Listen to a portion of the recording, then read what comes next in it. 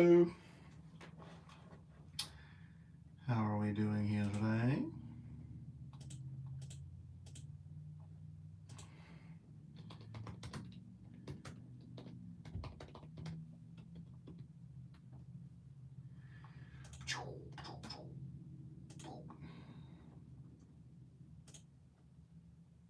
Okay, I'm having some technical difficulties here.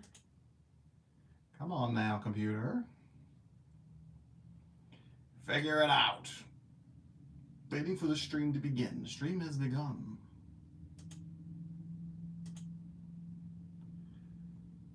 Okay, I guess I'm not allowed to...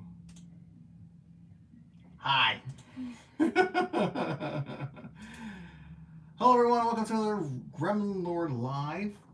Today's episode is episode 19, Thankful for Thrillers, where I got to see some new and exciting thriller films in the movie theaters and one at home. And yeah, we're excited to talk about some pretty good movies here. I gotta admit, some pretty good movies. I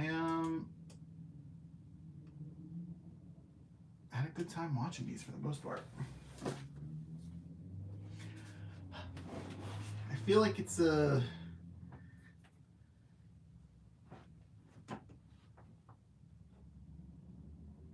Why is this so far behind? Sorry. There's the studio is like minutes behind. Minutes behind. I've been lying for 2 minutes. Anyway, so what movie should we talk about first? Let's see. So we have Bugonia, Anniversary, Shelby Oaks, and Entrapment. A lot of typos in this review.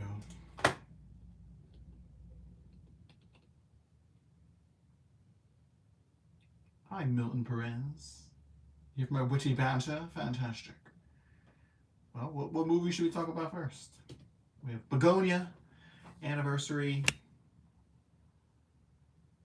Entrapment, and I keep forgetting Shelby Oaks. I keep forgetting the movies that we're going to talk about. Not sure why I keep forgetting them.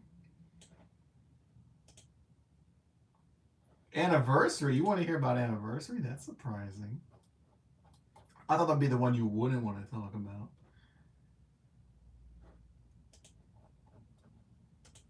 So I only saw the trailer for Anniversary, I believe once.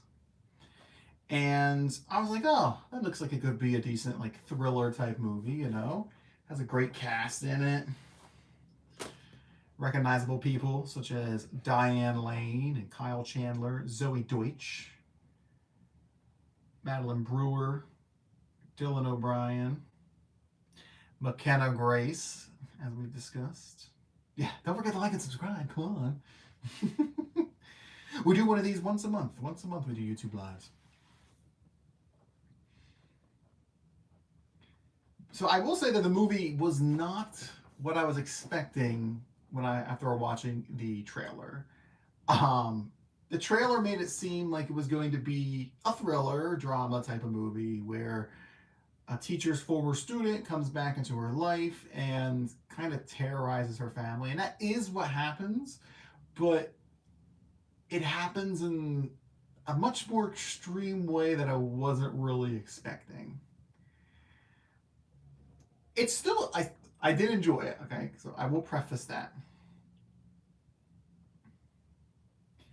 Let's see, I'll read the movie description. That's only one sentence long, so we'll read the one that's a bit longer.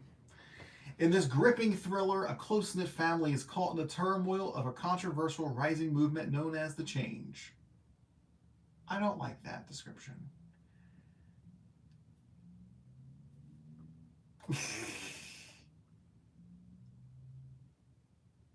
I guess that's really both descriptions are, so... Ellen and Paul, Diane Lane and Kyle Chandler, witness their lives fall apart where Ellen's former student Liz, played by Phoebe Dynevor, reappears and starts dating their son, Dylan O'Brien.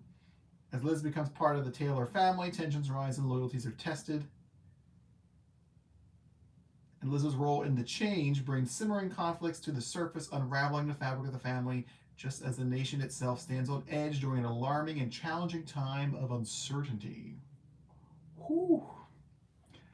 Congratulations for coming out, Funny Unknown. We support you here. We're an ally to you. Congratulations on coming out, Funny Unknown. I'm glad you found my stream to be a safe place to profess your love for people of the same gender. Glad I could assist you with that.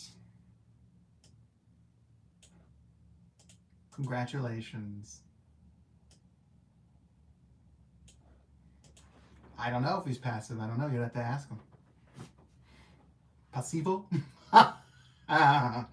Anyway, so Anniversary came out on the 29th of October. Very recent. It's rated R. It is an hour and 51 minutes.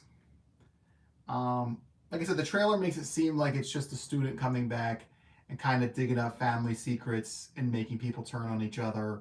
And there's one of the kids go missing, so it made me think like, oh, maybe she's actually a murderer too. Like, oh my God.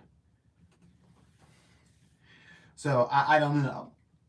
But when you're watching it, it's a little different. So basically you have Diane Lane and Kyle Chandler, Paul and I probably should call them by their names, but they're the parents of this large family. She is a college professor and he is a chef. And they're having their 25th wedding anniversary. So sweet.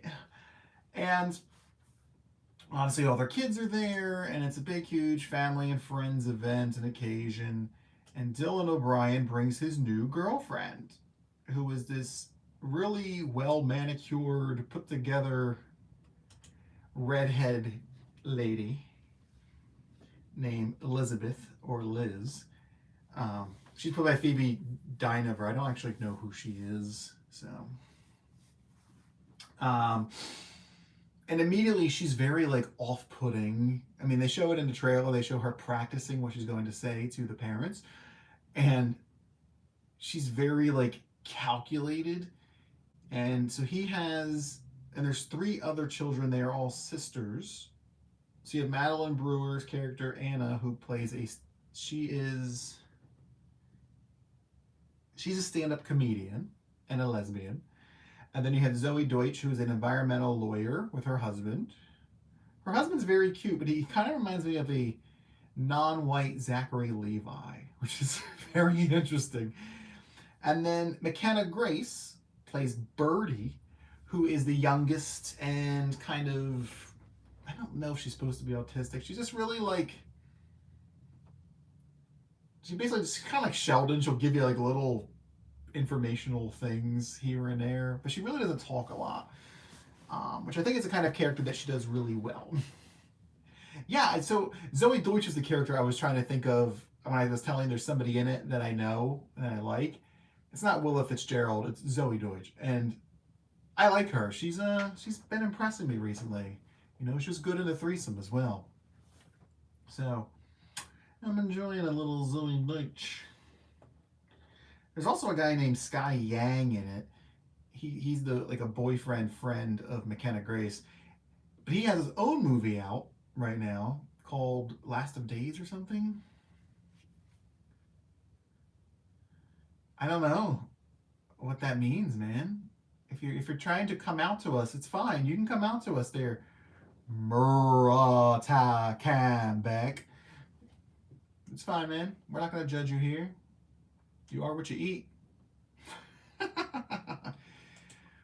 So she comes and, you know, she's kind of harmless, this new girlfriend, and they but she just kind of rubbed them the wrong way. She seems very straight-laced, like I said, and cold, and the sisters kind of like tease her for it because they're like all smoking pot together, and she's like, oh no, none for me, and they're like, So she's like, fine, I'll do it. But the movie takes place over a couple years, so they do a lot of time jumps. Hello, Rob Densmore.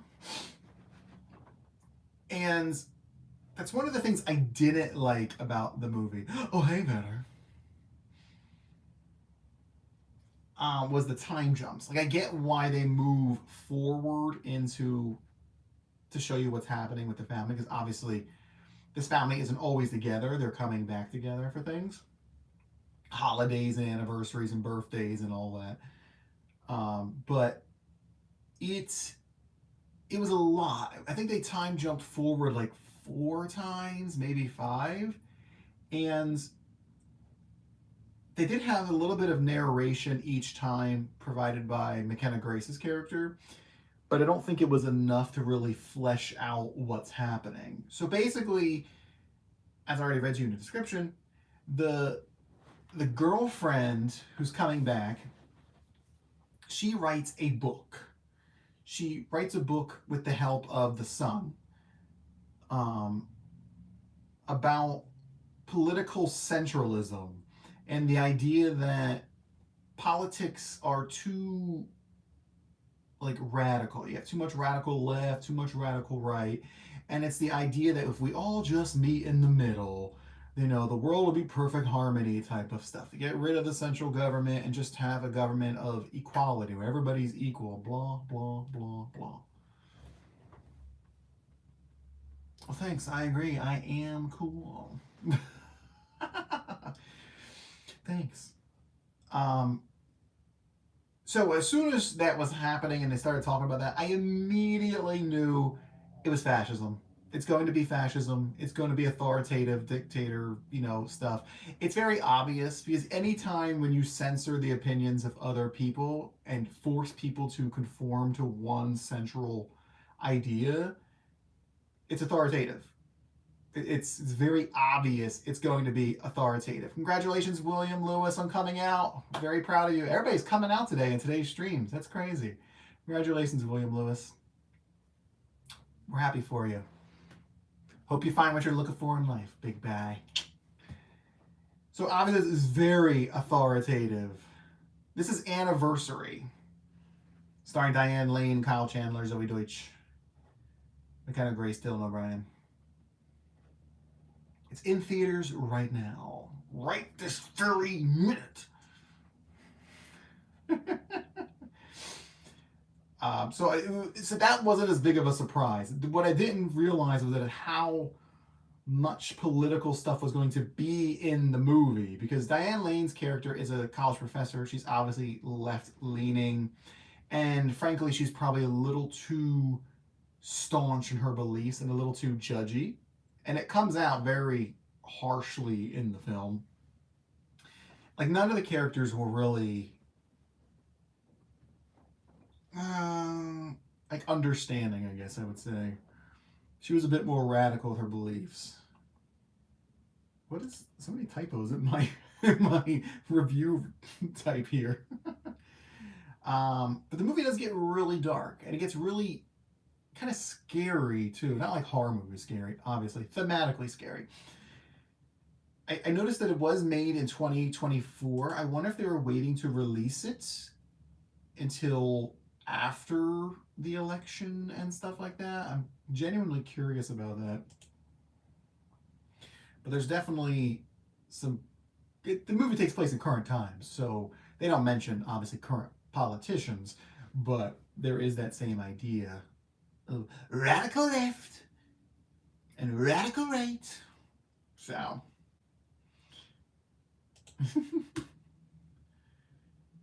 But it's really just kind of like a microcosm of society, because you have like the overbearing mother character, Diane Lane, who is a uber left, and then you have the girlfriend who's preaching central politics.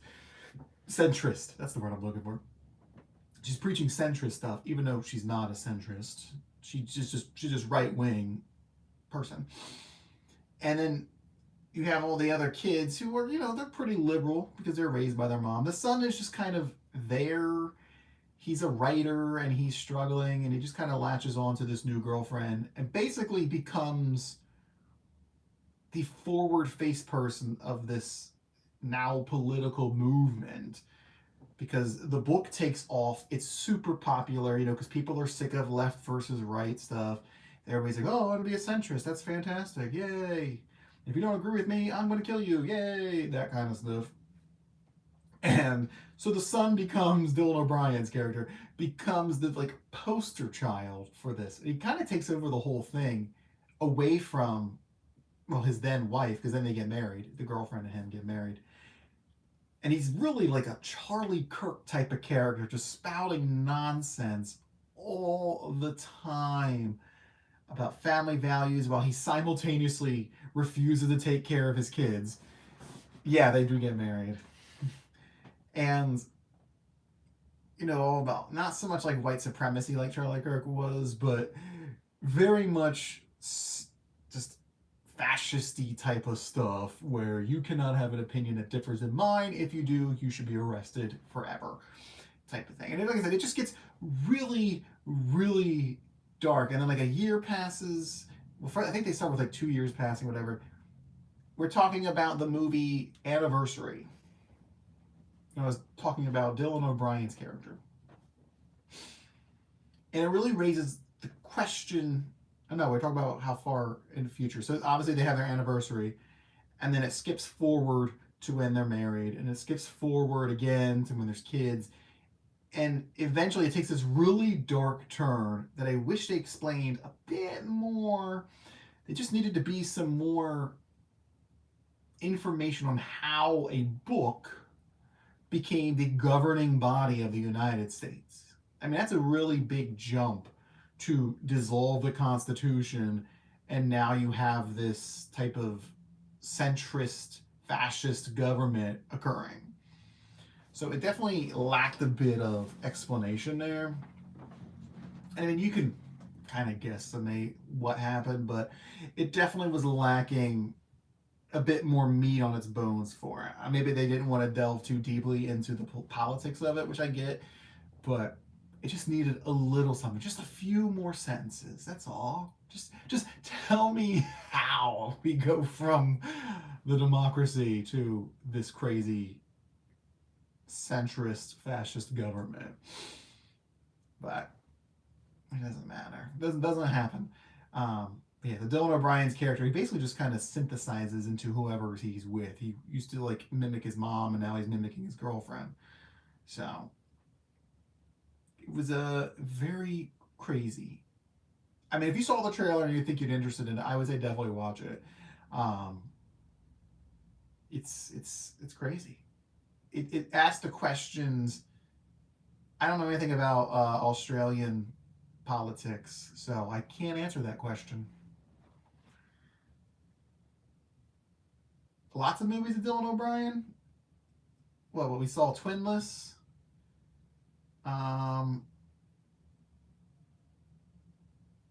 Was that movie where he was tied to the bed? Was that with him? Was that Dylan O'Brien in that? I don't remember what that's called. Is it Oh Hi? I don't know.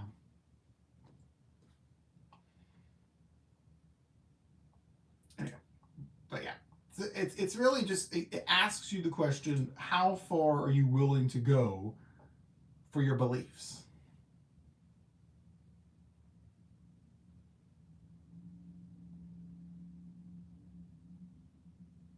No, that wasn't him in that movie. It wasn't him. I don't see it in his list. His list of movies.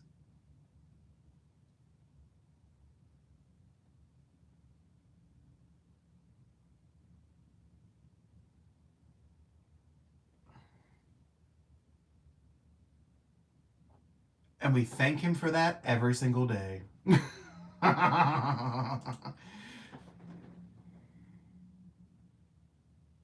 It means whatever you want it to mean, Helmuth. Whatever gets you tingling in your giblets. But yeah, so it's a very interesting film because some characters fold because, you know, the fascism that this Charlie Kirk character is spewing at you infiltrates the entire government, and they start doing a census and they start really monitoring everybody's lives, And if you don't fall in line, then you go to jail or you get killed on the spot. It's a very heavy type of film, and it just wasn't what I was expecting. I was expecting like a family drama film. It just kind of veers off into this political realm thing.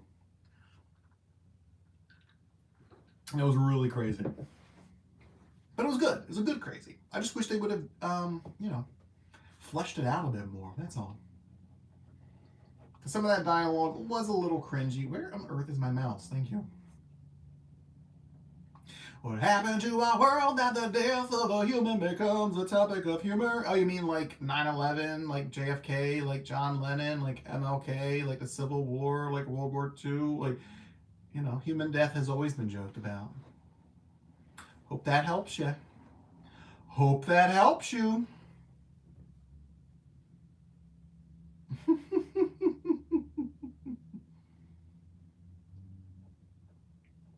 Let's see. Yeah, there was some cringy dialogue because, and again, it's like, it's that cringy political dialogue, and it's real because I've heard, leftist people talk that way, and I've heard right-wing people talk that way.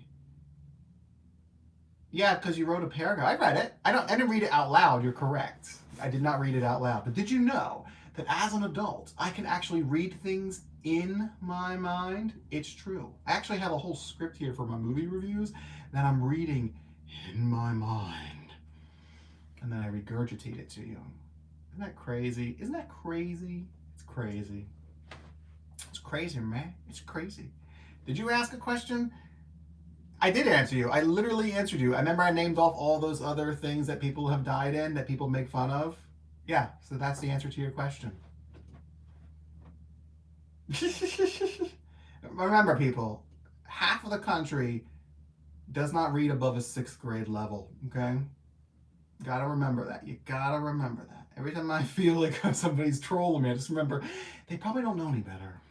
They probably just don't know any better. Somebody believed in something you didn't agree with. Would I laugh? I mean, a lot of people believe things that I don't believe in. Would I laugh? That's such a weird question. Why would I laugh at somebody for not believing what I don't believe in? That sounds a lot like what's happening in this movie. If they died, see, you didn't type that. You didn't type that. See, you gotta figure out how to use a keyboard before you try to troll. Okay, you gotta figure out the fingers. Okay. Would I laugh? I laugh at all kinds of things. So, if it's a good joke, then sure, I'll laugh at it. Comedy is subjective. So.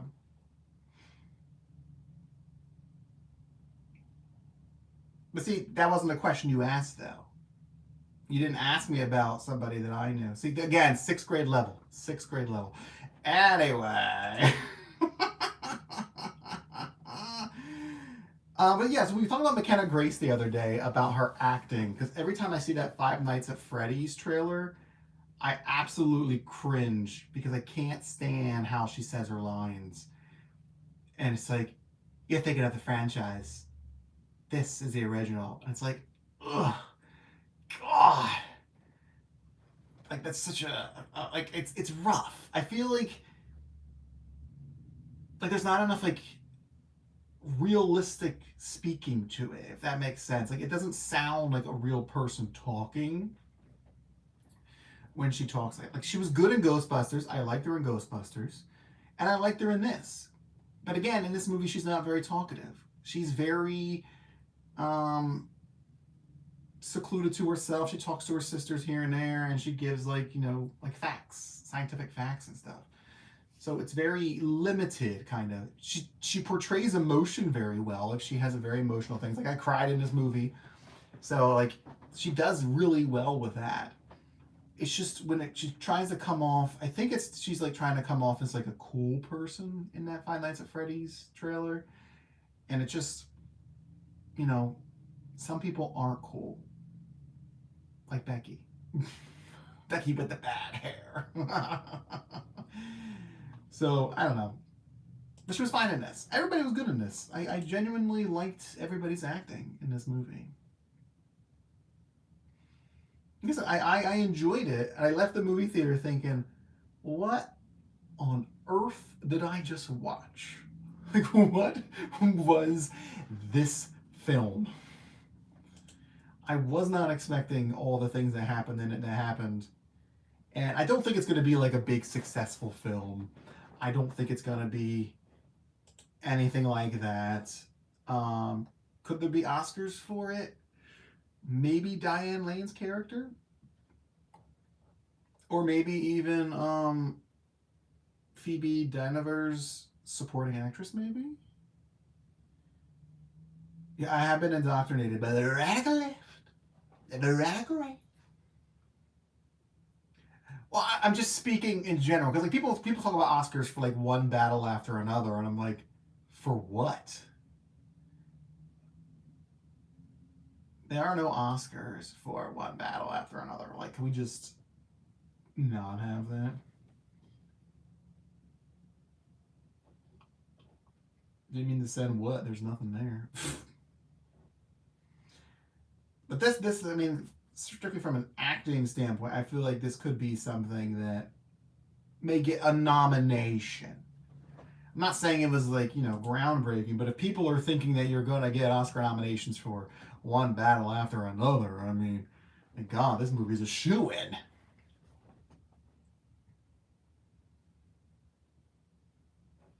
So, let's see, do we have any box office numbers for it yet?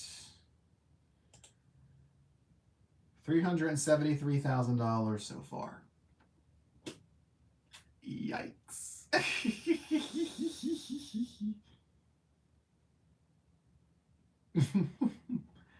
But I mean, it just came out. It just came out. But it only made like $260,000 in its opening weekend. So again, I don't think it's gonna be a big movie, but I'm glad I got to see it in theaters. So let's give it a rating.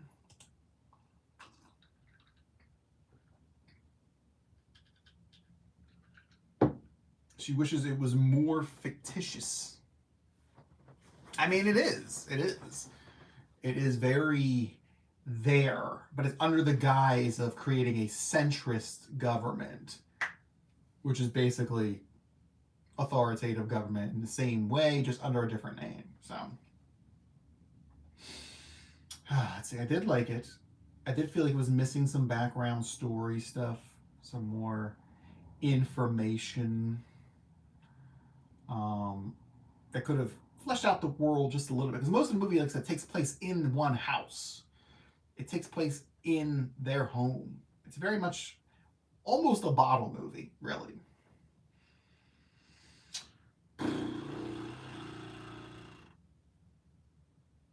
The ending was very surprising, which I will not share with you, but I was very like, oh, the ending. Let's see.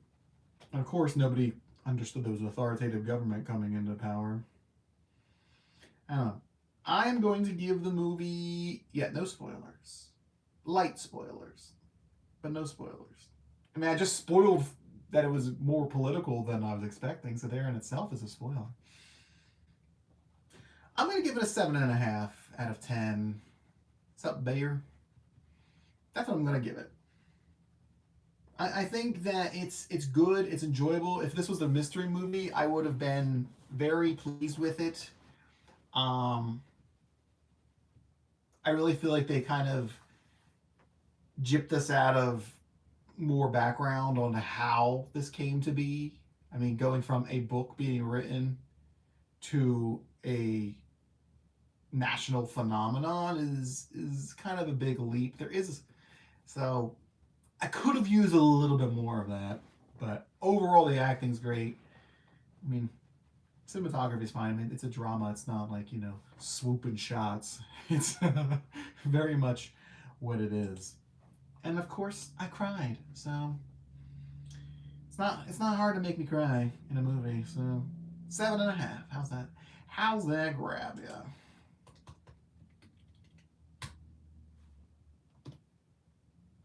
There we go. That is Anniversary in theaters now. check it out, because apparently it's not doing well at all.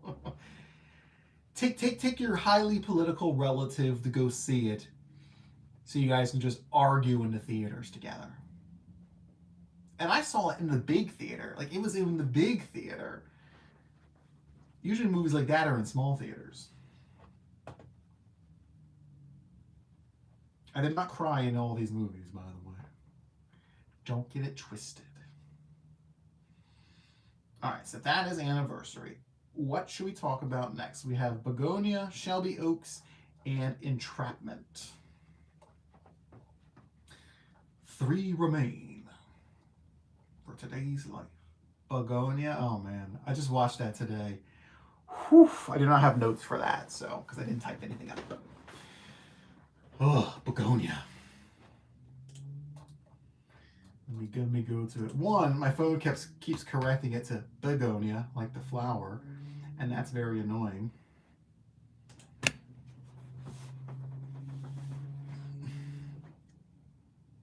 So it's actually a remake movie as well. It's a Korean film. Bugonia. It's my job. My job is to please you every day with these movie reviews.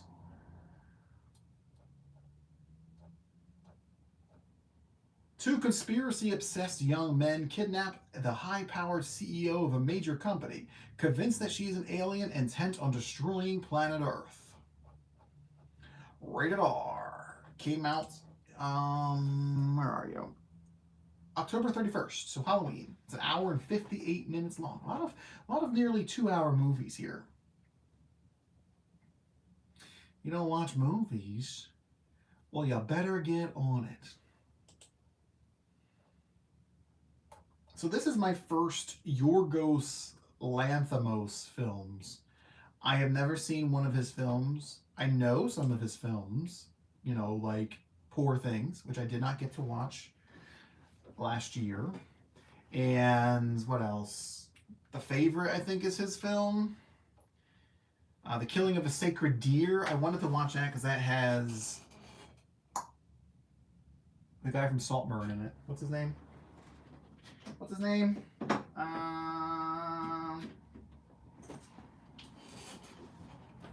The guy with the weird face. I had a plug on my computer, sorry. Kinds of Kindness. I didn't get a chance to see that either. It didn't even come to my theater. The Favorite, I said that already. But yeah. So I've never seen any of his films. This is my first one I've seen, and it's a doozy. I mean, I wanted to see it. As soon as I saw the trailer, I knew I wanted to see it. So, it stars Jesse Plemons, Emma Stone, and surprisingly, Alicia Silverstone. She's very much a supporting role. Which I don't know if I would have recognized her right off the bat if I saw her in the film. I know, Alicia Silverstone. She is in the movie. It's not a big part, but she is in it. she wasn't clueless either. Ugh, as if. now you gotta see it, right? Cher's in it. Jesse Plemons is a really interesting guy because I feel like if he, like, people know who he is, right? But I feel like if he was a more, I don't want to say more popular, it makes it sound like he's not popular, but if he was more popular, then he wouldn't be liked as much. You know, he kind of reminds me of like a Philip Seymour Hoffman type of guy, where he really just kind of dissolves into these characters, and he is married to Kirsten Dunst, actually. He's in a lot of things, but he's not like a leading man usually, right? Because he's not what Hollywood would declare super handsome or something like that. He's not a bad looking guy. It's just he's not that type of person. But he really just kind of goes into these characters and plays these characters. Like, yeah, he's underrated. Like he was probably like one of the best parts of Civil War, in my opinion. Like, people will love him in the roles that he's playing, but then but he's not getting top billing in something like that. He's definitely the main character in this movie. I mean, he's one of the kidnappers who kidnaps Emma Stone's character. So, the other kidnapper is a character named Don, who's played by Aidan Delbus, who I believe this is his first movie, and he is autistic. And I didn't realize that from the trailer that he was going to be an autistic person. And he's autistic in real life. He's not like playing an autistic character. Like, he is autistic. Because they don't really feature him in the trailer. So I didn't really know that. But it kind of adds like an extra angle to the story, because then it makes you think, like, is he being taken advantage of by Jesse Plemons' character because of his autism, you know? Because he's not his caretaker, they're cousins. But and sometimes you feel kind of bad for him because he's in this mix, in this kidnapping thing. And it's not necessarily something that he's like into, I guess. I don't know, but I mean, the plot is very straightforward.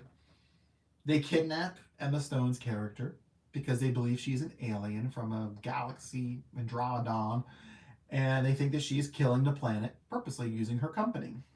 They don't like the company. I believe is a pharmaceutical company. They don't really say it out loud, but they do talk about medical trials, so I'm assuming it's pharmaceutical. POA.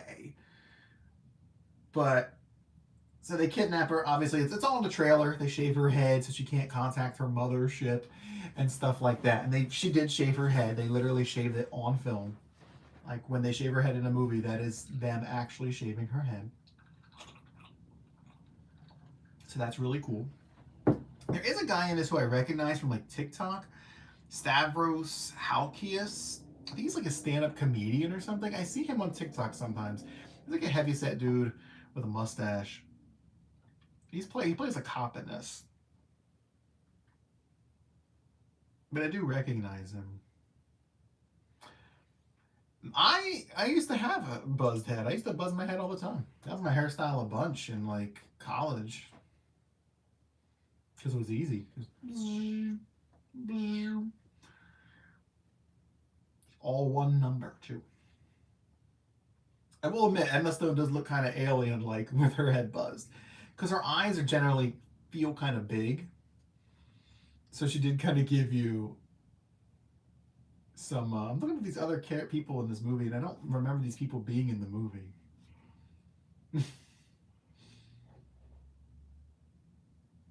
She does get that alien vibe. But it's like, I wasn't expecting there to be violence in it. I mean, like I said, this is my first movie that I've seen of his. Is The Lobster worth watching? I have no idea. This is my first movie of this director's collection that I've ever seen. I never saw The Lobster. I did see there was a movie in his history, but I haven't seen it. No problem, Bob. So there's a very interesting like score to it. Hey, Marwa. And it like comes in out of nowhere. Apparently, the director had the composer, make the score without watching the movie. He gave him the script and then told him, "Hey, here's the idea of the movie. Create a score for it." And it's very like thematic and strong and powerful, and I really like it. But it's very punctuated, so it happens in little bursts where you get like a whole orchestra, like wah, wah, wah, and like a really odd times. And I thought it was very interesting. I don't know if that's something that this director, Yorgos Lanthimos, does often, but I did like it. It's quirky. It's weird. Again, it's another superbly acted film. Like, very much. Jesse Plemons, I could see this being an Oscar performance for Jesse Plemons. I'm being honest. You know, it's a starring role in a film. he is downright psychotic, but like he feels very real in this movie. Like he feels like a real person, and it's really crazy. It's really crazy. There's a focus on bees, as you can tell from the movie poster. That's why there's like honey dripping all over her. I was very surprised by it. It was me, this older guy who I see in movies sometimes, and like these two other people who came in after the movie started. I definitely cried in this movie as well, only because there was something happened to one of the characters that made me very, very sad. um, I did laugh at this movie as well. There is comedy in this movie, and I was expecting to laugh. I mean, they wear Jennifer Aniston masks while they're kidnapping her. Like, that's in the trailer. Like, that's funny. So there's some humor in that whole like chase sequence that they show you in the trailer and stuff. It's all funny, but there's also a lot of serious things in there as well. I don't know. It was a really really nice balance of things. I haven't had a chance to really like fully process it because I just watched it today. Okay, so I literally watched it at 12:40 today, and it's a very long movie.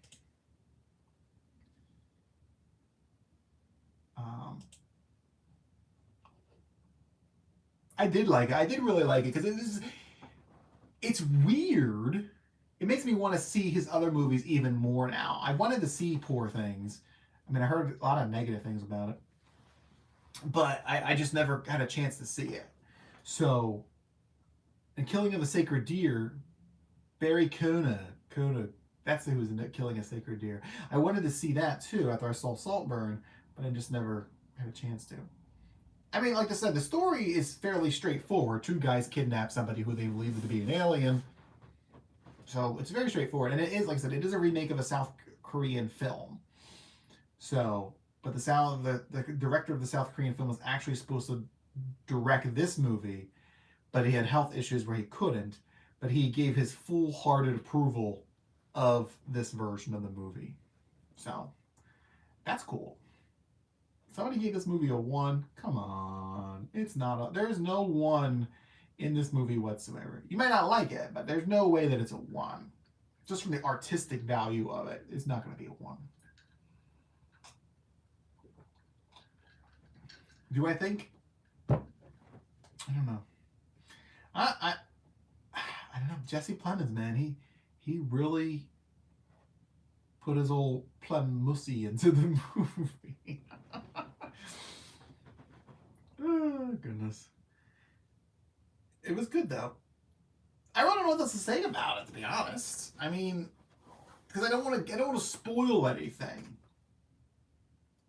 You know, there's a lot of conversation in the movie, you know, when they talk about her being an alien and what her goal is to be there. Obviously, she denies it because she's not an alien. And then she tries to admit it to play along. Like, it's a whole back and forth cat and mouse type of thing. There's a whole, like, dinner scene. I think they show that part of that in the trailer. And there's like, existential conversations that happen. There is some background stuff that doesn't make a lot of sense. Like, it's not explained enough. There's a background story between the cop and Jesse Plemons' character. And the cop keeps apologizing for something, but they don't tell you what that something is, and they don't explain what the something is, and there's no like connection to what he would be like sorry about. And I think it's really odd because everything else is so well thought out, but then you get to that point, get to these conversations with the cop, and it's just kind of like, well, who is this cop? Like, he knows his mom, but who is he? What's their history? And I was really hoping just for like a minuscule flashback sequence or something, you know, because they have other like kind of odd flashbacky things happen. So I was like, okay, just give us like something. Just give us something to tell us what this history is.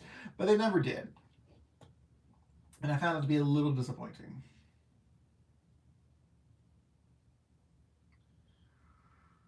Yeah, Killing of the Sacred Deer I wouldn't expect to be a blockbuster. I mean, I never even heard of it until Saltburn came out. And I saw Barry Keoghan was in that in part of his filmography.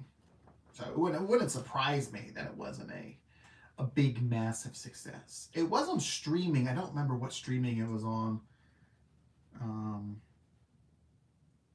I want to say it was Netflix because I never watched it. I don't have access to Netflix anymore. So I can always double check. I think it's on my watch list though on IMDb. So I could see where it's playing. But yeah, it's just an interesting film. How's this movie doing? How is Bugonia doing box office wise according to IMDb? It's sitting at 13 million.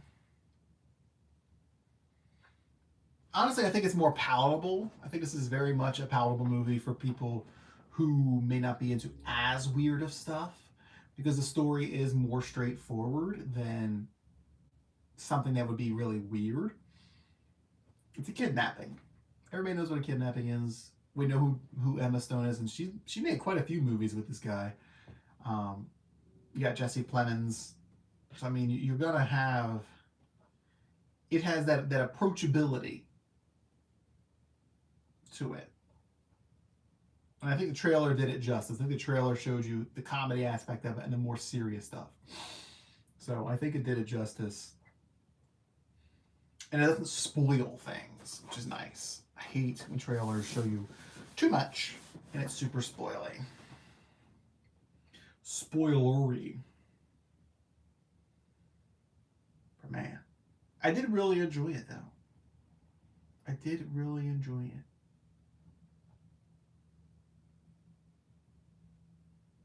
Some good shots in it too. I'm just looking at the pictures on the website. Bugonia. So Bugonia could mean a couple different things. The name. The Greeks had an idea that bees would come out of animal carcasses and such. I don't know. It's sitting at a 7.7 though on IMDb, so that's good. Do I think it to be higher than a 7.5? Faux show. Faux show. The font, that font's a really weird font. That Bugonia font. It's a weird thing to talk about, but it was in all the credits. Like there was every single group of people in the credits all had a letter of their name in that weird font. I would definitely say it's better than a 7.5. I mean, I gave Anniversary a 7.5, and I would say overall I enjoyed this more than Anniversary.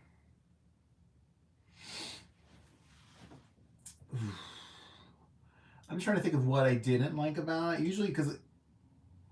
Usually I like a lot about a movie, and when I like a movie a lot, it's harder for me to find stuff I didn't like. I mean, I didn't like the lack of background story with the cop. I didn't like. Is that really it?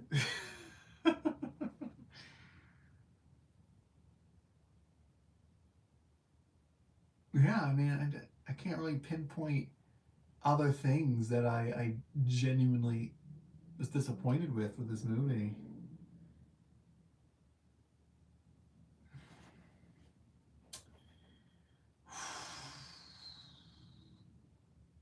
I always feel weird when I give a high score to movies because I feel like, is it really that high of a score? Like, do you really think it's that good?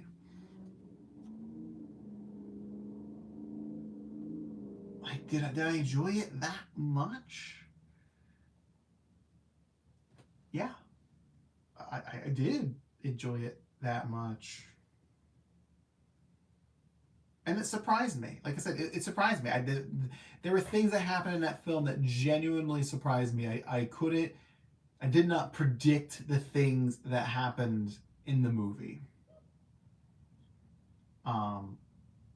So that's always a good sign when you can't sit there and be like, well, I know what's happening next. I mean, you know like I said, the general story is a kidnapping story, so you know generally what's going to happen next in that aspect. But there's other things that happen that are just very surprising. I am going to give Bugonia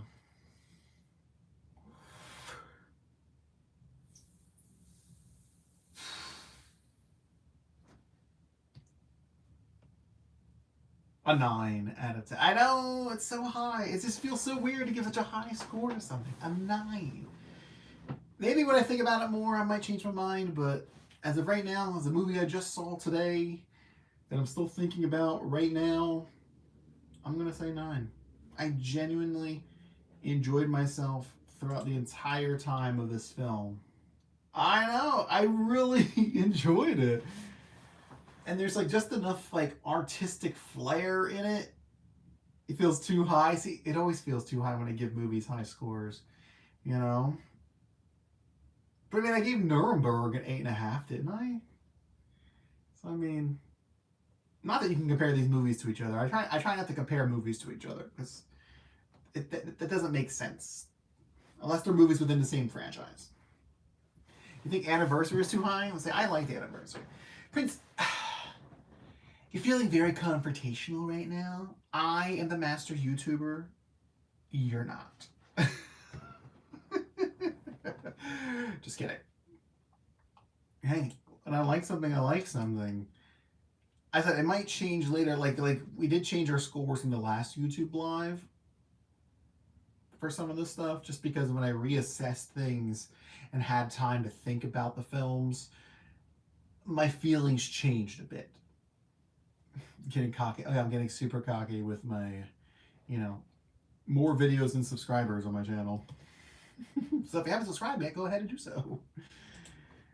But like I said, I just watched this today. So it's possible that I will change my mind tomorrow when I'm writing my actual review. It's possible. I don't think I'll change Anniversary. I mean, because 7.5 isn't, it's out of 10, right? So it's not like it's in the middle of okay and fantastic. Really? I say it should be a 7 instead. It might end up being a 7. I don't know. A 5.8 is a really odd number, to be honest. That's a little too micromanagey for me. I usually stick with halves and wholes. I definitely would have called a 5. I think I gave like Roofman a 5. No, what did I give Roofman? I don't remember. But 5 to me is average film that makes me feel average and is whatever. I'll probably never think of that film again other than that I've seen it. That's what I think of like a 5 is. And I don't think of Anniversary in that way. Because I'll probably... You'll think I could change my scores whenever I damn well please. What did we change last time? We changed something. I don't remember what it was. It's just a few weeks ago. But no, I like the Anniversary. And I like this. I mean, this movie has a lot of 8s reviews right here. Dark, funny, and surreal. Wonderfully acted, cynical fable. Almost groundbreaking as the substance.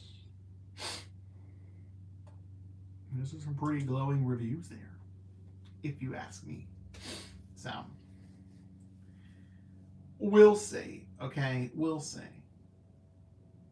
A 9 is high, but I honestly can't think of anything that I overtly disliked about it. Whether it's cinematography, score, the visual, like, there's nothing I can really think of that I didn't like.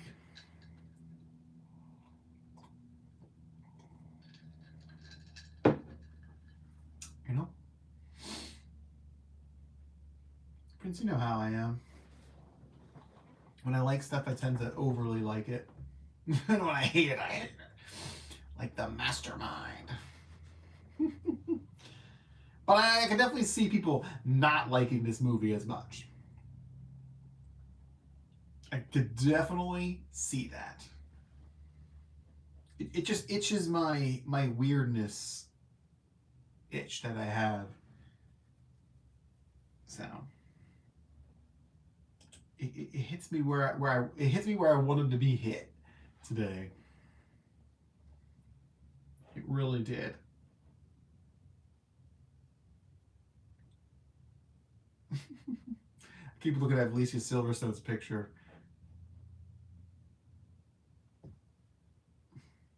Because I was so surprised that she was in it. Like, what? Alicia Silverstone? What? Her? But so 9 for now. 9 for now. For Bugonia. Check it out. Check it out. Tell me I'm wrong. I write these mini reviews on IMDb and also on Letterboxd. I just transfer them over. So if you have Letterboxd, you can follow me on there as well. I don't use Letterboxd as much just because I feel like I feel like I'm too old for Letterboxd. It's just a lot of like, you know, meme type of reviews. Like, oh, this movie cured my cancer. It's like, and you know, it has like 400 likes, and everyone's like, oh, that's super funny. And it's like, God, it's not funny. It's stupid. That's just like so much of what Letterboxd is. But I don't put a lot of effort into Letterboxd. I just transfer my IMDb reviews to Letterboxd. YouTube is where I want it to be, right? I need subs on the YouTube. That's what we need. Oh, God, excuse me. Okay, so what's left? Entrapment and Shelby Oaks. I have Entrapment sitting right here.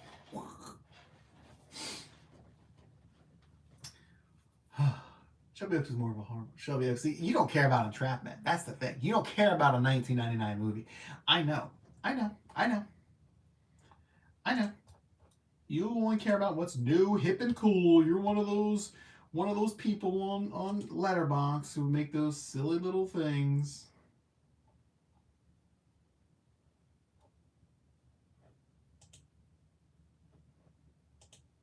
Okay, Shelby Oaks is sitting at a 5.8 on IMDb, by the way. A 5.8. Oof.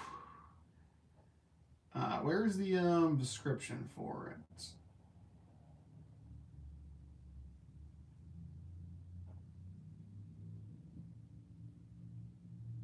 A woman's obsessive search for her missing sister leads her into a terrifying mystery at the hands of an unknown evil.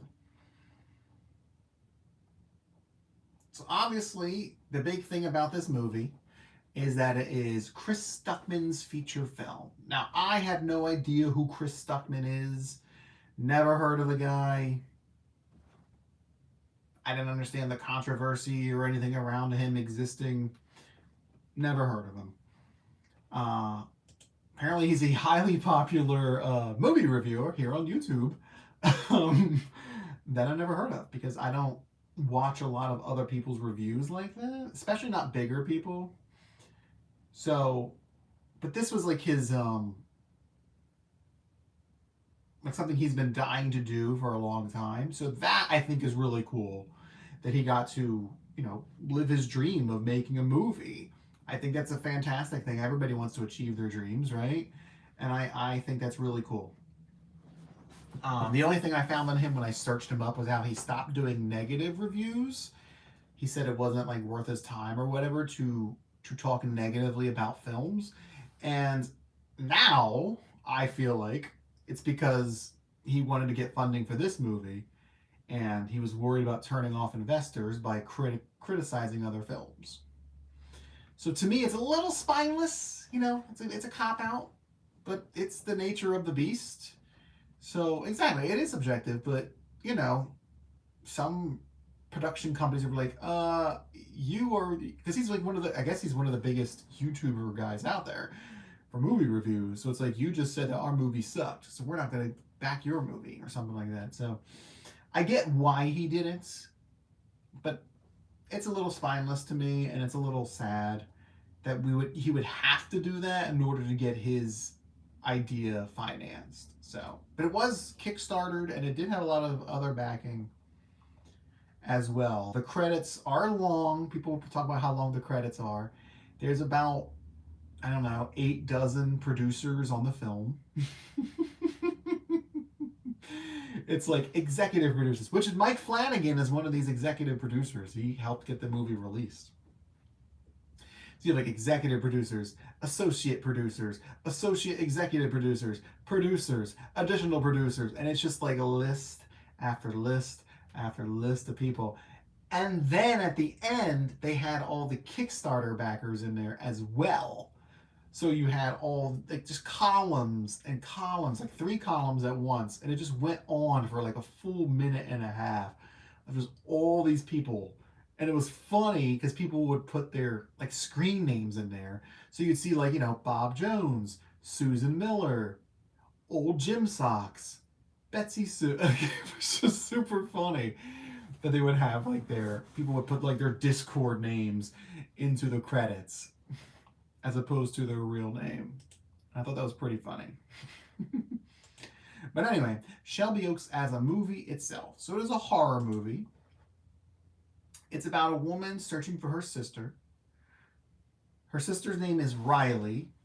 And Riley has a YouTube channel. A YouTuber making a movie about a YouTuber? How meta. And her and her 3 friends, they do paranormal investigations. So they're called the Paranormal Paranoids. And they go to haunted places and they try to find ghosts and all that stuff. And their channel was like moderately popular, but became much more popular when they disappeared. Because at one of their trips, they all disappeared. And they were missing. For a long time. Sorry, I heard a noise, but it was a plane overhead. And then the sister is looking for her, obviously. So the thing about this movie is that I can understand why it's sitting at a 5 on IMDb. Because the movie wasn't bad, but there's a lot of tropes in it. And depending how much you hate horror tropes will dictate how much you hate or like this film. There's found footage, and I don't like found footage films. I've never even seen The Blair Witch Project. I own it. I bought it this year, but I haven't watched it. Because I just don't like found footage. I find it to be really, really restrictive. And it feels kind of cheap to me. Not cheap as in financially cheap, but like cheap as like it feels gimmicky. Because, it's very much, here's what you're going to see, and that's all you're going to see type of thing, which I understand that's what movies are. They're what the director wants to show you. Well, that's why I never watched it, because I never wanted to watch it. Literally, when it came out, I had no interest in seeing Blair Witch Project and watching a shaky cam the whole time, and I'm so scared, which is why I thought when Scary Movie spoofed it, I thought it was really funny. Nah, I didn't see that. So I was like the only kid in my school who didn't want to see it. It just didn't appeal to me. But it's like, it's always super grainy found footage. I mean, this movie, the found footage takes place in 2007, which I get could have more grain to it, but it looked like it was straight out of the 80s, like on an 80s camcorder, for crying out loud, which is not. But it's always really grainy, and it's just, I don't know, there's just like too much of a focus. There's always really weird close-ups. You can't really make out what's happening around the people because it's so grainy. And it's just like, I don't know. I just can't get into it. And then after the opening sequence, which was a lot of that, and like YouTube videos and stuff, there's a lot of like sequences of people talking about the missing people. So there's like, you know, other YouTubers posting videos about those YouTubers, and it's it wasn't my favorite. The whole beginning of the movie, I didn't like the beginning of the movie because I don't like found footage. And then it shifted from the found footage, like I said, to like the other YouTuber people talking about it, and they would show like comments and stuff, and there was narration from the sister character, and then it changed to like a documentary where the sister who's searching for her missing sister, her name is Mia. She's doing an interview because it's been 12 years since her sister and her friends have gone missing. 12 years. So now she's doing like a documentary to kind of like give more interest in it or something, because she's still searching for her sister. And that was also weird. Because again, you're shifting from the found footage to like a documentary where she's like holding up pictures of her sister. You know, it felt very like Office type of thing, like a mockumentary type of thing. So it was odd. It was just a little odd. And it wasn't my favorite, but it's but all of that stuff is very much background information on the characters. Did I cry?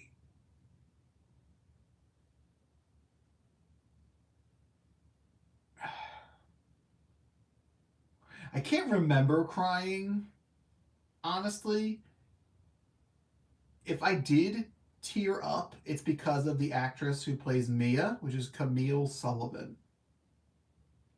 I did jump once, and funny enough, I jumped during the found footage sequence. So, I did jump once. Because again, found footage is so restrictive. So you're looking at like a square like this big on the screen, you know, and it's all blown up because it's a video camera, and it's like it doesn't take a lot for something to jump out at you.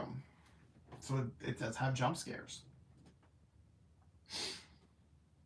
But once they get past that, right, and the sister, and something happens so where the sister actively starts to physically go search for her missing sister again. So Mia actually goes out to go search for Riley.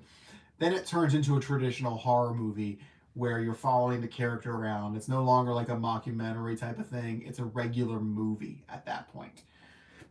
And that is when I really got more into the film.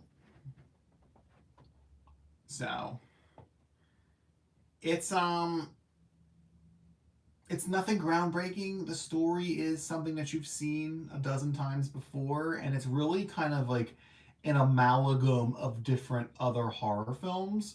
And I think you could either like that or really find it derivative, because Chris Stuckman he's a guy who's obsessed with movies, right? And horror movies especially. So he is trying to pay homage to his favorite movies. So you get like the found footage stuff, kind of Blair Witchy. You get they even say in the movie, "I am so scared," in the found footage, and I was just like, isn't that kind of a little on the nose there, bud? You know, and there's aspects of other films in the movie. There's like one scene that reminded me of The Howling, which is a pretty interesting pull. And I mean, there's just things in there that reminded me so much of other films that I may have enjoyed more. And it's just, I could see why people would not like that. Like, I could see that. He probably needed some assistance. I think there was a co-writer, but I do think he probably needed some more assistance on narrowing down a set idea for the film that didn't pull from so many other films. Maybe a more concise idea. So, there is some bad CGI in it, but not in the way that you would think. It was a lot of like scenery bad CGI. It is a $1.5 million movie, okay? I am not criticizing it for that. It does take me out a little bit. A demon? Did I say demon?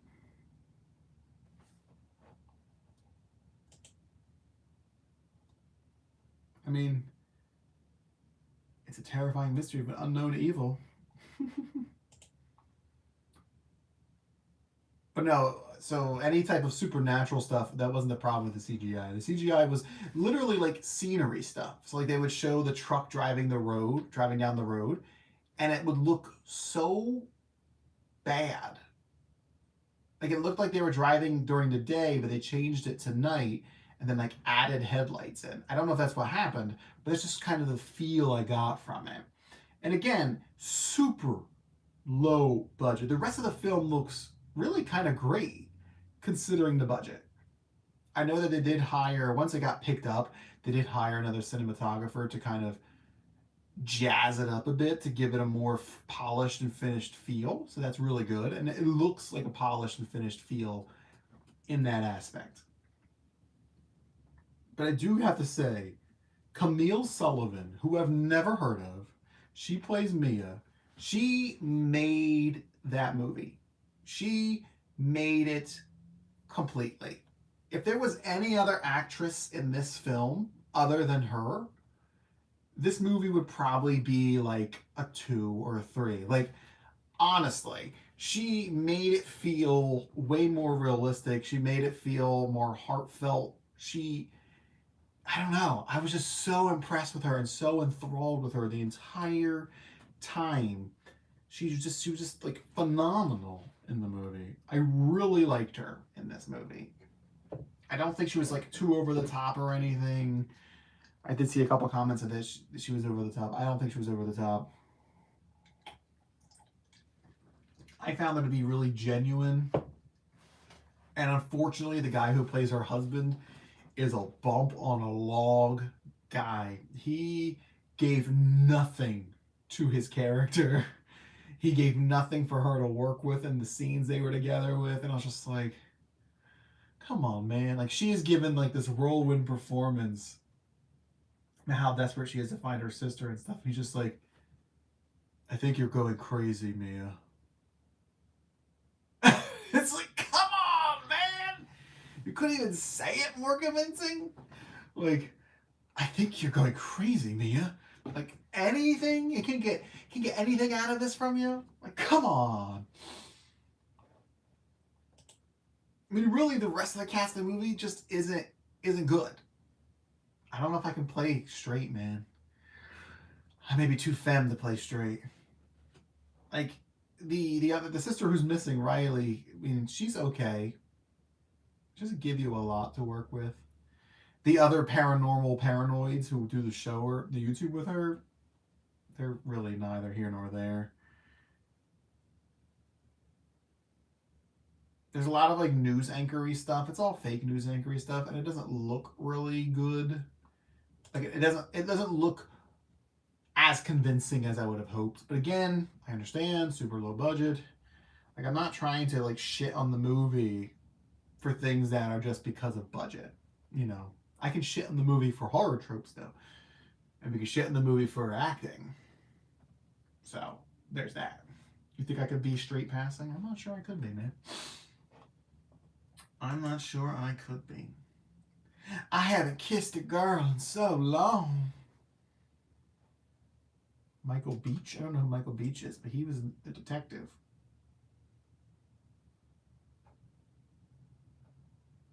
He's in Tulsa King. Law. Everybody's on Law and Order.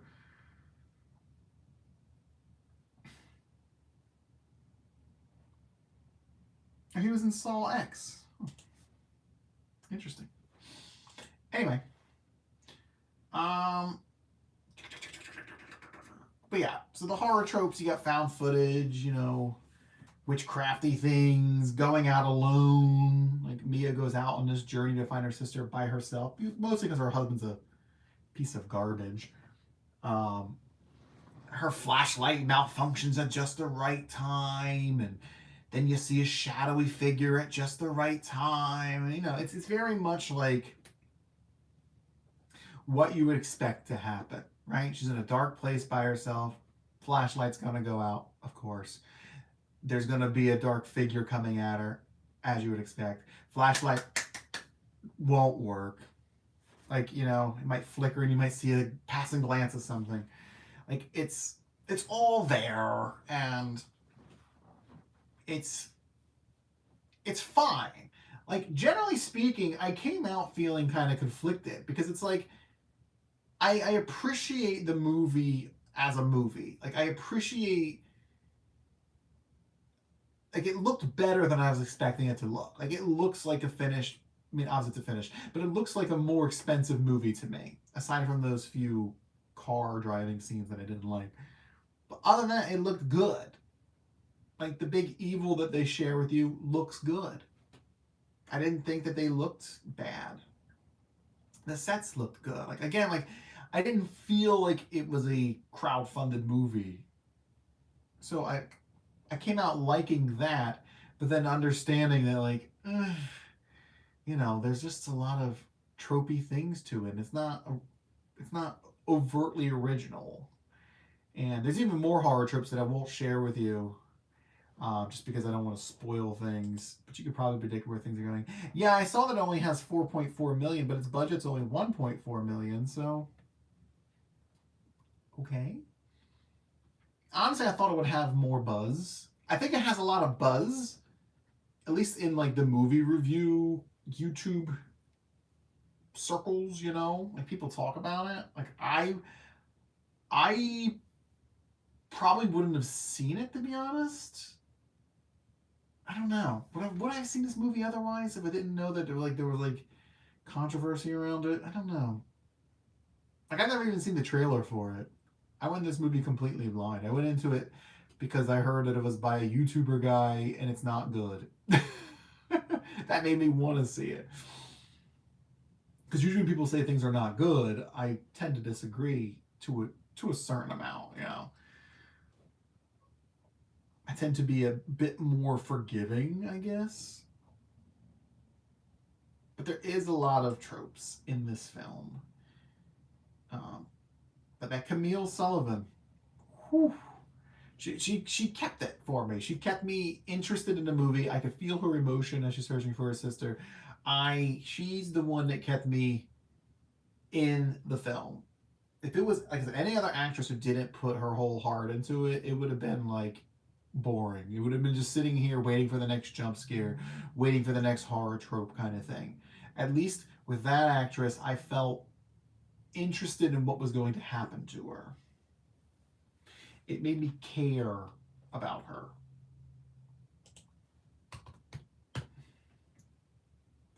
It did have some Flanagan touches, though, I will say. Um, you know, because Flanagan, like in his TV shows, he likes to put like things in the background. Like if you watch The Haunting of Bly Manor and the Hill House, Haunting of Hill House, whatever, there's like always like a ghost or something in the background.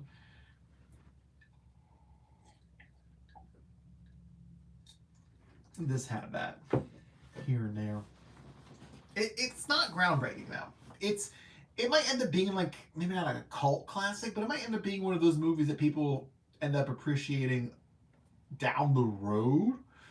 Or maybe if Chris Stuckman makes more movies, then people will compare those movies to this movie. I'm not gonna give it an 8.5. Jeez. You think this movie is better than Anniversary? Not that I'm comparing those two, but I'm not giving it 8.5. Please.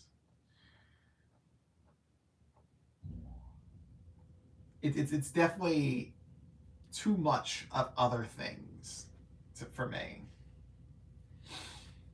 It's just it feels. Yeah, it could be on Shudder. I mean, I could see that.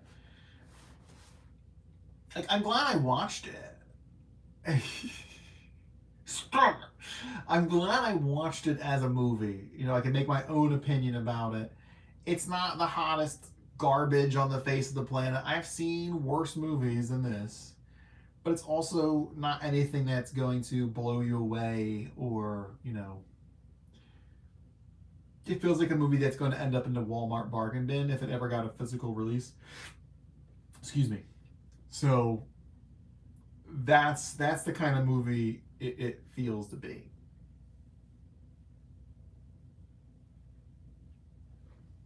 Just saying. So as for a rating for Shelby Oaks, the rated R movie that came out October 21st, it's only an hour and a half too. It's an hour and 31 minutes, which is good because if it was any longer, I'd be like, get me out of this movie.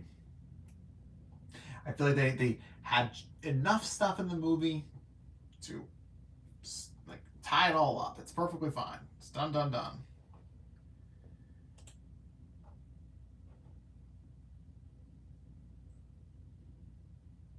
What? Oh, that's not what I was looking for. Anyway, so for a rating, I'm probably going to lean towards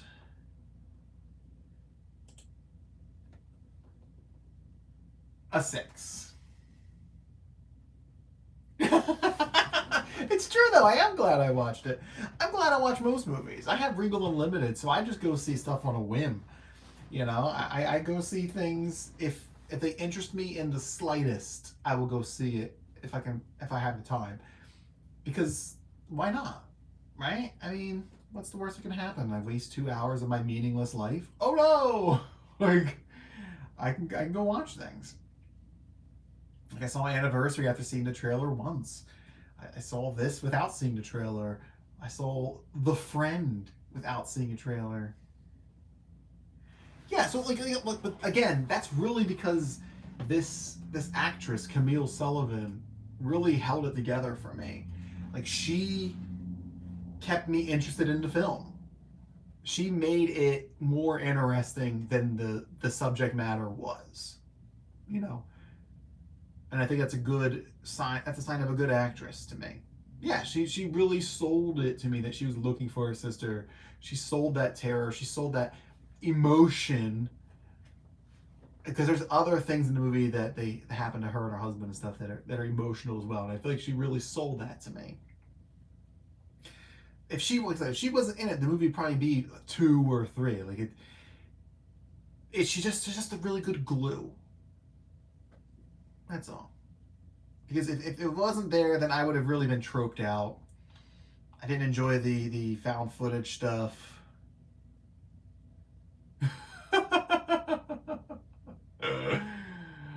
Okay, I guess. That's a funny comment. If I'm so handsome, then why aren't you subscribed? Right? Right. So Shelby Oaks, 6 out of 10, which is slightly higher than its IMDb rating of 5.8. But it just couldn't stick the landing. Maybe he'll make more movies, or maybe he'll write movies or produce movies or do something with a movie that isn't his type of thing, because he did like write and produce and direct this movie, this Chris Stuckman character that we just learned about. So, well, thank you for subscribing. I'm always looking for more subscribers. So maybe in the future he'll direct more as opposed to writing more. Or maybe he'll never do anything again. Who knows? I feel like a lot of these film bros are against him for this. I mean, I'm against his idea of not doing negative reviews. I think that's a cop-out. I'm watching the trailer right now in silence. And it's actually much more revealing than I was expecting.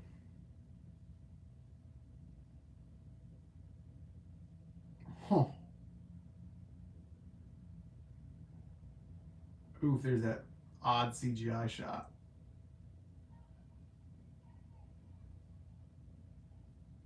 Oh, there's quite a bit of in that trailer. Whew.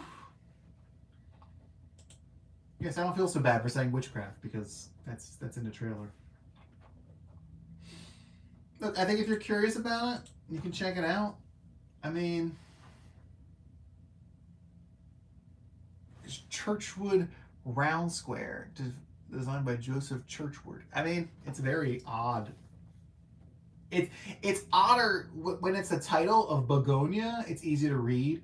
It's weird when they use one letter in the middle of a word. So like they put the characters' names like Jesse Plemons, and the L was like that weird font. But the other letters were a different weird font. So it's like two weird fonts together, and it was really odd. All right, Shelby Oaks, 6 out of 10. Thank goodness for Camille Sullivan for saving that movie for me.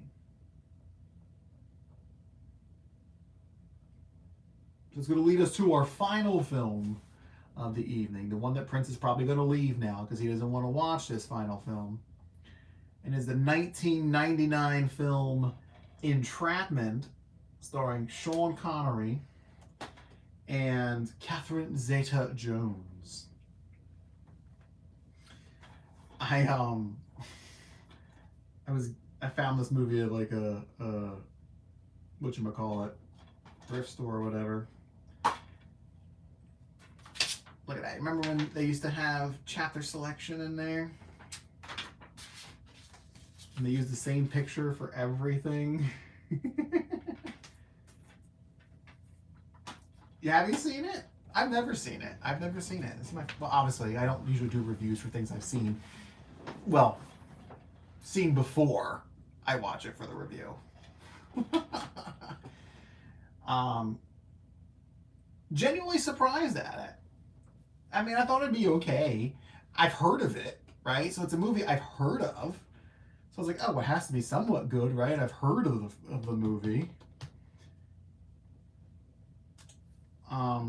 It's Sean Connery, who talks exactly like you think he does. And he's just like that. He's a character that he always is.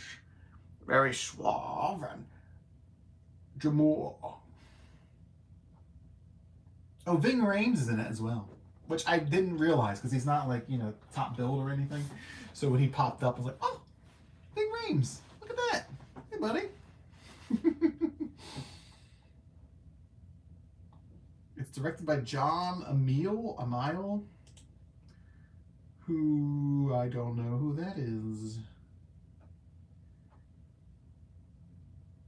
He did a short. He did some of The Walking Dead, some of the American Gods,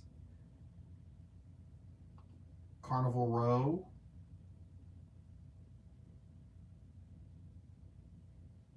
Marco Polo. He did a lot of TV stuff. Don't know him. Don't forget. See, I told you you're going to go home. I knew it. You do this every time. I mean, I do perform at the same time every day or every Thursday like this, but I knew it was going to happen. I knew it. But fine, Prince. Enjoy your trip home while I talk about the Sean Connery film. Here, we'll read it from the back of the case. Gene Wolfe's Hollywood gave it crackling suspense and startling surprises. Well, if you want to play Marvel Rivals tonight, I can play it. I'm not babysitting tomorrow morning now. Sean Connery and Catherine Zeta-Jones blaze a trail of spectacular action in the most enjoyable thriller of 1999. When a priceless Rembrandt is stolen in New York, the evidence points to a solitary master thief, Connery, who is about to meet the insurance company's most cunning and seductive investigator, Zeta-Jones. Following a nerve-wracking game of cat and mouse, the two join forces, or so it seems, to attempt a daring multi-billion-dollar heist tied to the dawn of the new millennium. Rated PG-13. 1999, 113 minutes. Again, almost 2 hours. Where are my notes? I do have notes for this movie. My first initial thought was, well, that was fun. I'm glad I watched it. I found that entertaining. I won't lie. I found it entertaining. This feels like the kind of movie that somebody might be like a guilty pleasure for people. Maybe not some crazy thing that you remember for the rest of your life. I'd be like, oh yeah, I remember that movie. I kind of liked it. We both kind of liked it. It had a budget of $66 million, $20 million of which was Sean Connery's salary. Okay? This was like his highest paid film in his career at that point. And it made $212 million because of overseas sales. Overseas, it made more than it did in the United States and Canada. It made $20 million in its opening weekend, which is Sean Connery's salary. So like, all right, we made back his salary. Yay! How am I going to make the rest of it? I think it had cool cinematography in it. It's a heist movie, right? And there's two heists in this movie, not just like building up to one heist. There's actually two pretty detailed heists in this film. And I thought that was really cool. And they really like play into each other. And I like that. I will say that Catherine Zeta-Jones and Sean Connery have like really fun chemistry together in this movie. But it is very much like the Hollywood trope of an older man and the sexy, hot, younger woman type of thing, right? Because Sean Connery is, what, like 69 in this movie in real life? And she's like 27, I think. Like, it's nearly like 40 years between these two actors. And yet they're like kind of flirty with each other, and that's really the weak part of the movie. But all their other conversations were like this really fun, witty banter, and it just felt, it felt like a funny little jabs at each other. I don't know. It was enjoyable in that sense. But let me tell you, there is a romance angle in this movie. It's from 1999, so I'm going to spoil it for you right now. They hook up. Catherine Zeta-Jones and Sean Connery hook up. And I will tell you, it's one of the worst romance scenes I have seen in my life. It's so awkward. It's so just bizarre. It's like Sean Connery doesn't know what he should do with his arms, but he can't really do much because the angle that they're at is weird. And, he's 69 years old. He probably can't, maneuver himself as well. Catherine Zeta-Jones isn't really giving you much either. Sorry, no spoiler alert. You've had almost 30 years to see this movie. Wait till we talk about Rosemary's Baby.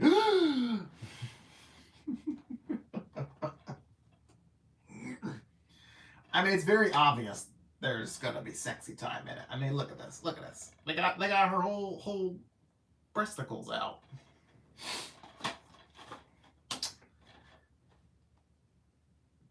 So it's just really awkward. But like all their other chemistry, I enjoyed. I like their witty banter. I like their like spy on spy talk type of things. Like that I liked. I thought it was good.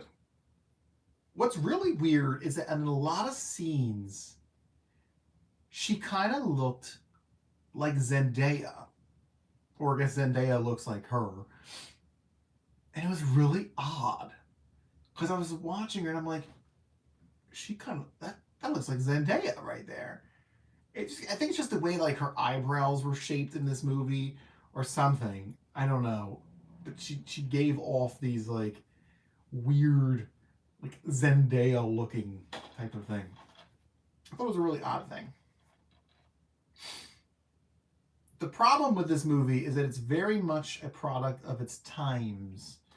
So one of the heists revolves around the Y2K bug. And if you don't know what the Y2K bug is, you're not going to get it. Like the movie does explain it a little bit, but you won't know why Y2K was a big deal. Why people thought the world was going to end a nuclear holocaust at the year 2000. Basically because computers didn't know what a new millennium was, and people were worried that when we hit the year 2000, computers were going to shut down or reset, and nuclear bombs were going to be launched, and everything was just going to blow up, and the economy was going to crash if the bombs didn't blow up. Like this whole thing was like, it was literally like people feared for their lives because of the Y2K. It was a whole thing. I remember staying up until midnight, watching the ball drop, and then going downstairs, I think, to my mom and telling her the world didn't blow up. And then I went to bed. Because the world didn't blow up, obviously.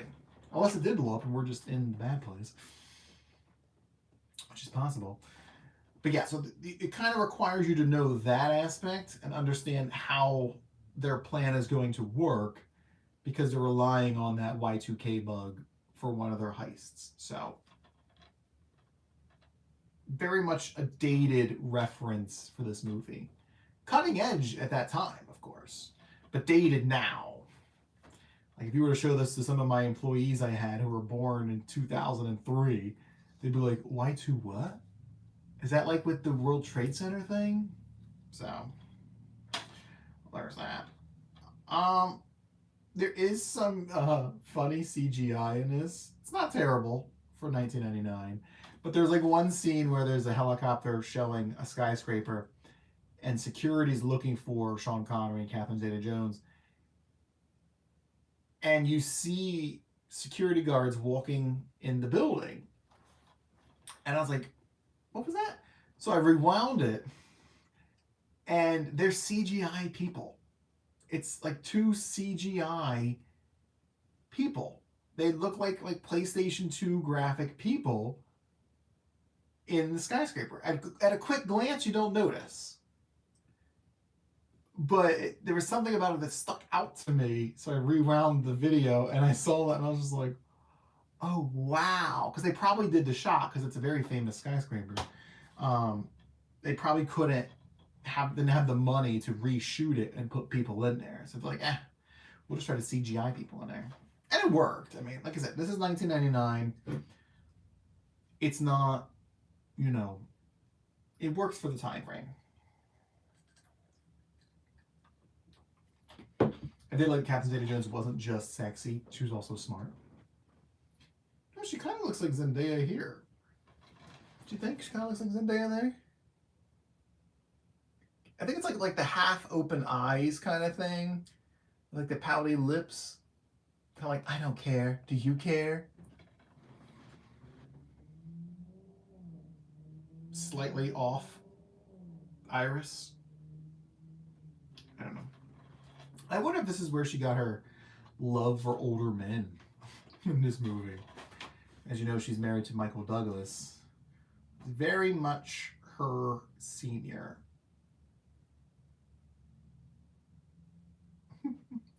Honestly, it's not the best movie. It's not. I could see why people didn't like it, but I enjoyed myself. Like I wasn't sitting there waiting for it to end. I wasn't disappointed. It very much feels like a typical heist type of movie that you get to well-known actors. I mean, I don't think Catherine Zeta-Jones was as well-known in this movie as she is now, but you just kind of you partner the aging guy, the aging well-known actor with a sexy younger woman. That's basically what it is. That's the trope that it is, and it's to be expected, right? Like, oh, a young woman, she can't resist the allure of Sean Connery. He's only 40 years older than her, dear. But God, he must love her.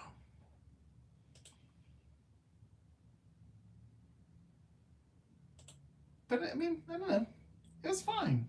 It was interesting. It was entertaining. Will I ever watch it again? Probably not. Probably not. I don't tend to watch movies anyway more than once. It does have interactive DVD menus though, which I do like. I took some video of it. I meant to make a TikTok of it so I could post it. But it has fully interactive menus. And I really like that. It's even listed as one of the bonus features, as interactive menu. Again, using some of that CGI specialties there in those menus. It looks like a video game, basically. I'm sure it probably looked more photorealistic back in 1999, or back whenever this DVD was made, 2002. But now, 23 years later, not as much. But it still looked cool. I still enjoyed it. So for a rating for this movie, I have a number there that is entirely too high, that we are not going to use for that movie. Honestly, I don't have a lot of problem with it. It's dated. It's a product of its times. But I generally enjoyed my time with it. Is it realistic that Sean Connery's doing all this stuff at 69? No. No, it is not. Yeah, this one goes to 11. But why not just make the scale 10? Because it goes to 11. Like, is it possible that she's going to fall in love with him? Probably not. They did make it seem like Sean Connery was outrunning her, which I thought was really funny. He was jogging, though. They had him jogging towards the camera, and then he stopped, and then behind him was Catherine Zeta-Jones. He's like, come on now, hurry up. And she had to catch up to him, and I'm like, I'm pretty sure the svelte Catherine Zeta-Jones, who is doing all this acrobatic stuff, that has a very, I think the laser scene in this movie is famous, right? When she does like a sexy like maneuvering through this laser grid, and like the camera's really focused on her buttocks as it like goes up and down and all this stuff. I think that's what this movie is known for. Because when that scene was happening, I recognize it from being like spoofed in other things. I feel like, I don't know. Honestly, I feel like I don't want to give it too high of a score, but I don't want to give it a bad score because it's not. I enjoyed it. I enjoyed it. I'm glad I picked it up on the cheap.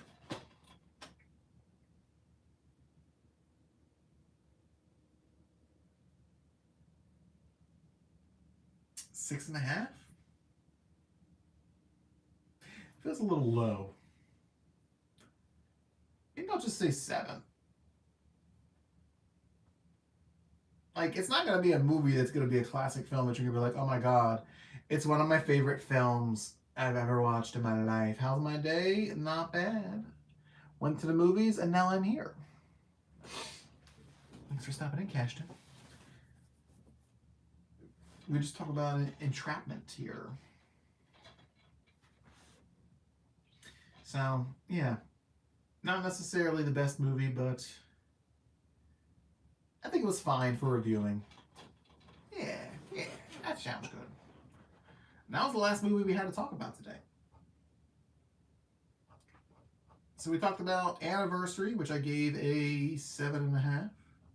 Shelby Oaks, that YouTuber guy's movie thing, we gave that a 6. Entrapment, we gave a 7. More than Shelby Oaks. Oof. And Bugonia, I gave the startling score of a 9, which apparently is highly controversial.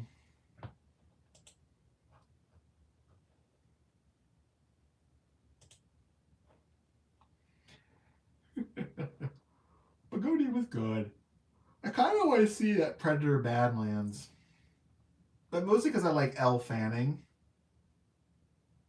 I think she looks like I like her and stuff.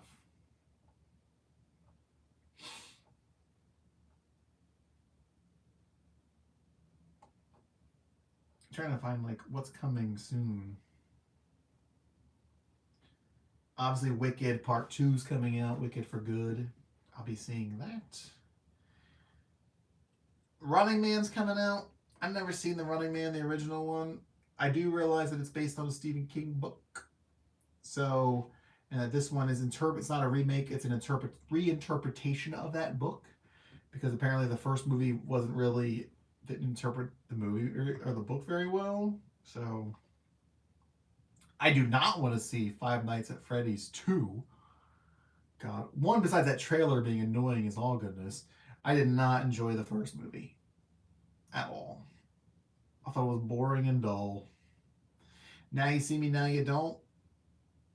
Not really sold on that. I've seen the other two, and I mentioned this to my friend when the first one was okay, but in the second one, when they started doing magic that wasn't as plausible, that's where you lost me. Like, if you're doing magic tricks that don't have like a logical explanation or an explanation that can work in our physical realm, then I then it's just a fantasy movie at that point, and I don't enjoy that. That Bruce Springsteen movie's out right now. I don't really care for that. I like Bruce Springsteen music, but I'm not really interested in the movie. Regretting You, not interested in that. What's his face? Is it Mason Thames? Is that his name, right? The guy from Black Phone? He yeah. He had 3 #1 movies this year or whatever, and it was like a record for the first time in like 40 years or something. Black Phone, this Regretting You movie, and How to Train Your Dragon. They all hit #1 at some point. And kind of Grace is also in that film. So good for him. Sarah's Oil. I have a free ticket to that, and I still didn't see it. David, yet another reinterpretation. Osvaldo Diaz. Well, good night, Osvaldo Diaz.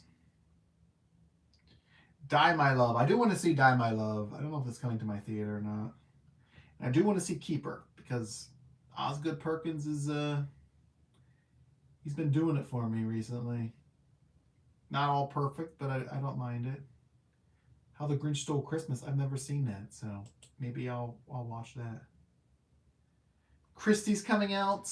My review for Christie already exists because I saw it in an early release, so go check out my review rather than the movie. Nuremberg's coming out. I also reviewed that. Sisu 2, meh. Another Christmas movie. Back to the Future is playing, but not at my theater. I still haven't seen it. Hamnet looks pretty good. It's not a movie I would typically see. It's about William Shakespeare, and I can't stand Shakespeare. But I think it's because of Jessie Buckley. I like Jessie Buckley. I saw her in Wicked Little Letters, and I've just kind of been drawn to her since then. She has another movie coming out called The Bride, which is like a take on Frankenstein, and she's the bride. So, wait, Black Phone 2 only made 64 million. Doesn't this just seem like so little? 64 million. I feel like Black Phone is really popular. Like, I feel like people were talking about it a bunch. But only 64 million. And like K-Pop Demon Hunters only made 24 million.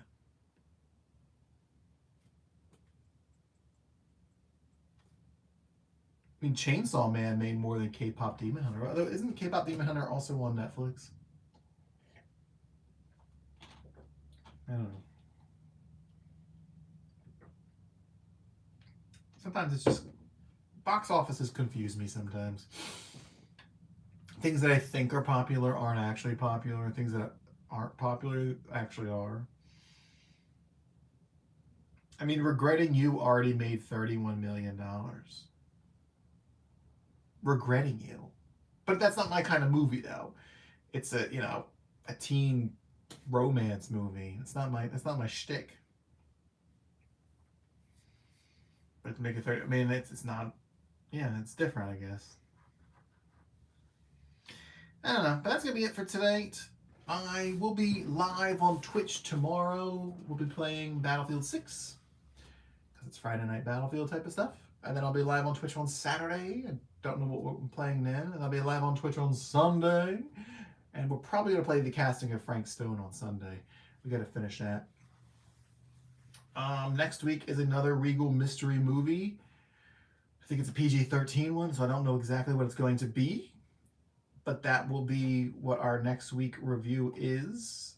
So if you haven't subscribed yet, please do. We're pushing... I hit my 300 subscriber goal this year, so that's good. I mean, now just continue on, pushing for more. I mean, I make a video every week. I try to make some shorts in there as well. I do post on TikTok. Same name, GremlinLord615 on TikTok, Instagram, YouTube, Twitch, Twitter. I think that's really it. And Xbox, I guess. But yeah, so thanks for watching, and the VOD for this will be up tomorrow with timestamps, and yeah, we'll be live on Twitch tomorrow. Thanks everybody for hanging out. Bye.